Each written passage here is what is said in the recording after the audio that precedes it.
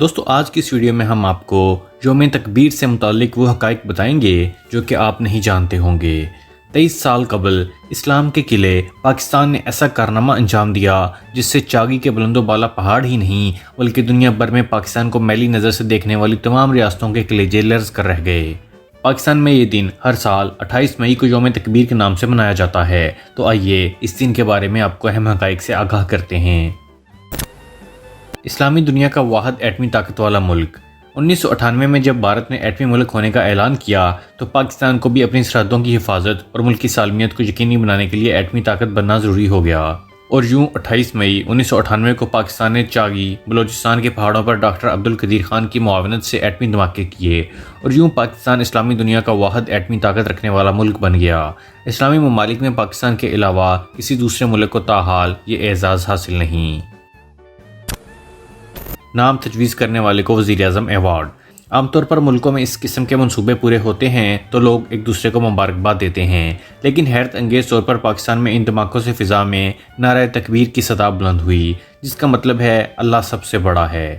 یہ جملہ مسلمانوں کے شدید جذبات سے مغلوب ہونے اور اسلام سے سچی محبت کی دلیل تھا۔ جب 28 مئی کے ایٹمی دن کو باقاعدہ منانے کے لیے اس دن کا نام تجویز کرنے کی باقاعدہ مہم چلائی گئی تو علامہ اقبال یونیورسٹی کے ڈاکٹر شاہد اقبال نے اس دن کا نام یوم تکبیر تجویز کیا، جو اس وقت کے وزیر اعظم نواز شریف کو بے حد پسند آیا۔ پھر اسی نام سے یہ تاریخ ہر سال سرکاری سطح پر منائی جاتی ہے۔ نام تجویز کرنے پر ڈاکٹر شاہد اقبال کو وزیر اعظم ایوارڈ پیش کیا گیا۔ چاگی میں ہی ایٹمی دھماکہ کیوں کیا گیا؟ ایٹمی دھماکے ٹیسٹنگ کے لیے ایسے مقامات پر کیے جاتے ہیں جہاں عوام کا گزر نہ ہو اور نہ ہی جنگلات یا کسی قسم کے چرند پرند کو کوئی نقصان پہنچے، کیونکہ نیوکلیئر دھماکوں کا اثر اس جگہ کئی دہائیوں تک برقرار رہتا ہے۔ اس لیے پاکستانی حکومت نے ہر قسم کے نقصان سے بچنے اور بھرپور تحفظ کی ذمہ داری اٹھاتے ہوئے چاگی کے پہاڑوں کا مقام چنا، جو انسانوں سے غیر متعلقہ علاقہ ہے۔ ایٹمی طاقت ہونا ایک ذمہ داری ہے۔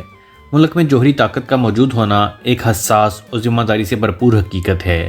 اگرچہ پاکستان نے یہ دھماکے دفاع کے طور پر کیے، اس کے باوجود ایٹمی طاقت کے طور پر ابھرنے سے بہت سے ممالک کو یہ بات ہضم نہیں ہوئی۔